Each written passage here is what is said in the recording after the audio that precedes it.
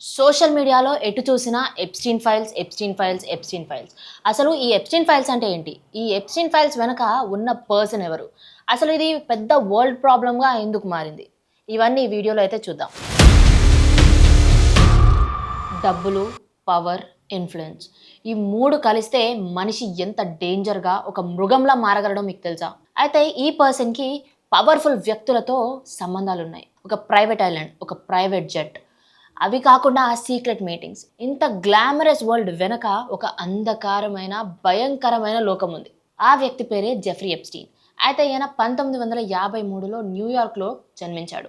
Financial వరల్డ్స్‌లో తన పేరు establish చేసుకొని బిలియనీర్స్‌తో కలిసి వర్క్ చేశాడు. అతని సర్కిల్‌లో పొలిటీషియన్స్, సెలబ్రిటీస్, బిజినెస్ టైకూన్స్ చాలా మంది ఉన్నారు. అతని దగ్గర మ్యాన్హాటన్‌లో పెద్ద మ్యాన్షన్, ఫ్లోరిడాలో హౌస్, న్యూ మెక్సికో ర్యాంచ్ మరియు యుఎస్ వర్జిన్ ఐలాండ్స్లో ప్రైవేట్ ఐలాండ్ ఉంది.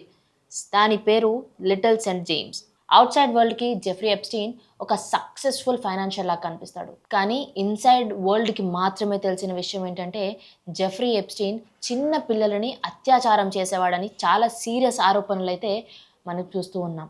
2008లో ఫ్లోరిడాలో ఆల్రెడీ జెఫ్రీ ఎప్స్టీన్ పైన అత్యాచారాల కేసు అయితే ఒకటి రిజిస్టర్ అయింది. అప్పుడు అక్కడున్న ఫ్లోరిడా కోర్ట్ జడ్జ్ అయితే తనని నేరస్తుడిగా ముద్రించి ఒక శిక్షా కాలాన్ని అయితే విధించింది. కానీ ఆ శిక్షా కాలం కంటే ముందే జెఫ్రీ ఎప్స్టీన్ అక్కడి నుంచి బయటికైతే వచ్చేసాడు.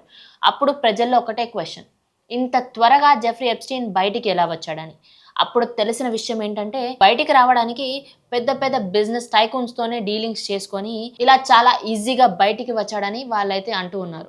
2019లో మళ్ళీ ఫెడరల్ ఛార్జెస్తో అరెస్ట్ అయ్యి sex trafficking of minor girls కేసులో జైల్లో ఉన్నప్పుడు ఆగస్టు 10, 2019లో అయితే ఈయన జైల్లోనే సూసైడ్ చేసుకున్నట్టు అఫీషియల్స్ అయితే చెప్తూ ఉన్నారు. నిజంగా జెఫ్రీ ఎప్స్టీన్ చనిపోయాడా? నిజంగానే సూసైడ్ చేసుకున్నాడా? లేదంటే పెద్ద పెద్ద బిజినెస్ మెన్స్ సీక్రెట్స్ అన్నీ జెఫ్రీ ఎప్స్టీన్ దగ్గర ఉన్నాయని తనని జాగ్రత్తగా వేరే దగ్గర అయితే దాచిపెడుతున్నారా అన్న విషయంపై ఎవరూ క్లారిటీ ఇవ్వట్లేదు. ఎప్స్టీన్ చనిపోయిన తర్వాత గవర్నమెంట్ దగ్గర ఉన్న డేటా ఏదైతే ఉందో అదంతా పబ్లిక్కి రిలీజ్ చేయడం స్టార్ట్ చేశారు. అయితే వాటిని ఎప్స్టీన్ ఫైల్స్ అని పిలుస్తారు. వీటిలో FBI investigation reports, flight logs, email contact lists, financial transactions, court documents, victim statements, photos and digital evidences అయితే ఉండడం మనం చూస్తూనే ఉన్నాం రోజు. చాలా డాక్యుమెంట్స్ అయితే అశ్లీలంగా ఉన్నాయి. అంటే విక్టిమ్ ప్రైవసీని ప్రొటెక్ట్ చేయడానికి చాలా వరకు అయితే వాళ్ళ ఇమేజెస్ని బ్లాక్ చేయడం చేశారు. ఇంపార్టెంట్ పాయింట్ ఏంటంటే ఫైల్స్లో వాళ్ళ పేర్లు ఉండడం వల్ల వాళ్ళు క్రిమినల్స్ అని కాదు, కానీ ఎప్స్టీన్కి ఎంత పెద్ద సర్కిల్ ఉందో అన్నదానికి ఇదొక నిదర్శనం. ఇన్వెస్టిగేషన్ ప్రకారం 1990 నుండే ఈయన పైన కంప్లైంట్స్ వచ్చాయనైతే ఎవిడెన్స్ ఉంది. కానీ FBI ప్రకారం దానికంటే ముందు నుండే ఈయన పైన కేసు రిజిస్టర్ అయినాయని వాళ్ళైతే చెప్తూ ఉన్నారు. ఫ్లైట్ లాగ్స్లో చాలామంది ఫేమస్ పర్సనాలిటీస్ నేమ్స్ అయితే కనిపించాయి. కానీ ఫ్లైట్లో ట్రావెల్ చేస్తున్నారు అంటే వాళ్ళు క్రిమినల్స్ అని అయితే కాదు. కానీ నిజాలేంటో మనకి ఇంకా తెలియాలి. విక్టిమ్ల ఇంటర్వ్యూల ప్రకారం వాళ్ళు మైనర్ గర్ల్స్గా ఉన్నప్పుడు మసాజ్ పేరిట వాళ్ళని హైర్ చేసుకొని లైంగికంగా వాళ్ళపై దాడి చేశారు అని వాళ్ళైతే చెప్తున్నారు. ఎప్స్టీన్ వెల్త్ మరియు ఇన్ఫ్లుయెన్స్ వల్ల ఎలాంటి పనిష్మెంట్ తీసుకోకుండా లూప్ హోల్స్ని యూజ్ చేసి తనైతే తప్పించుకుంటున్నాడు అని అయితే క్రిటిక్స్ అంటూ ఉన్నారు.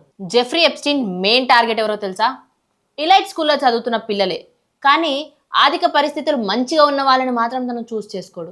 ఎవరికైతే ఆర్థిక పరిస్థితులు అంతంత మాత్రం ఉంటాయో వాళ్ళ పిల్లల్ని మాత్రమే తనైతే చూస్ చేసుకుంటాడు. అంతేకాదు ఆ పిల్ల తల్లిదండ్రులను కూడా కన్విన్స్ చేసి తనైతే ఆ పిల్లల్ని తీసుకువెళ్ళేవాడు. కానీ ఆ తల్లిదండ్రులకి వీళ్ళు చేసే అఘాయిత్యాలు చెప్పేవాడు కాదు.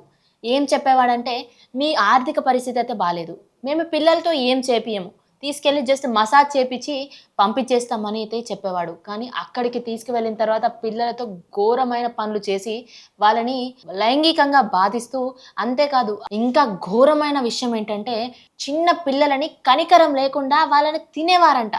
ఆయన ఇంత నీచానికి ఎలా ఒడిగట్టారు? ఒక మనిషి అయ్యుండి ఇంకొక మనిషిని తినేంత ఘోరమైన పరిస్థితికి ఎలా వచ్చారో మనకైతే తెలియదు. కానీ ఇంకా ఎన్నో ఫైల్స్ అయితే బయటికి రావడం మనం రోజు చూస్తూనే ఉన్నాం. ఇందులో జస్ట్ ఆడపిల్లలైతే కాదు, మగ పిల్లలు కూడా ఉన్నారు. ఇంకొక విషయం ఏంటంటే ఆ పిల్లల్ని తను ఒక్కడే అలా చేసేవాడు కాదు.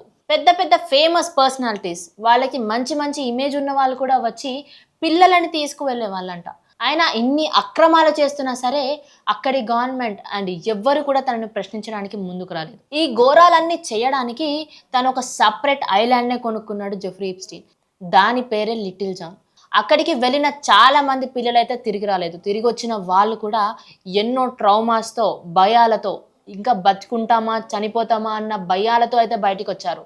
దాని నుండి తప్పించుకొని బయటికి వచ్చిన ఎంతో మంది అమ్మాయిలు అయితే #విక్టిమ్ అని నెంబర్ అయితే చెప్తూ ఉన్నారు. #విక్టిమ్ అంటూ 3.5 మిలియన్ ఫైల్స్ అయితే బయటికి రిలీజ్ అయ్యాయి. రోజు రోజుకి ఈ కేసు ఇంకా ఘోరంగా తయారవుతుంది. అయితే ఇవన్నిటిని రిలీజ్ చేయడం వెనుక ఇంకేదో పెద్ద ప్లాన్ ఉందని అయితే చెప్తూ ఉన్నారు. కానీ ఈ కేసు బయటికి వచ్చిన తర్వాత, ఈ ఫైల్స్ రిలీజ్ అవుతున్న తర్వాత అక్కడున్న వాళ్ళైతే ఇప్పుడు చాలా స్ట్రిక్ట్ గా స్టాండ్ తీసుకుంటున్నారు. పెద్ద వాళ్ళైతే పెద్ద బిజినెస్ ఓనర్స్ అయితే మనకు కనిపిస్తూనే ఉన్నారు. మరి వాళ్ళందరూ క్రిమినల్సా లేదా వాళ్ళు జస్ట్ పేరున్నంత మాత్రాన వాళ్ళు క్రిమినల్స్ కాదని కొట్టేస్తారో మనకైతే తెలియదు. ఫైనల్ గా దీనికి ఎలాంటి డెసిషన్ తీసుకుంటారో, ఆ విక్టిమ్స్ కి ఎలాంటి న్యాయం చేస్తారో అయితే మనందరం వేచి చూడాలి. ఇలాంటి మరిన్ని రా అప్డేట్స్ కోసం అయితే వ్యూహం మీడియాని ఫాలో చేస్తుండండి.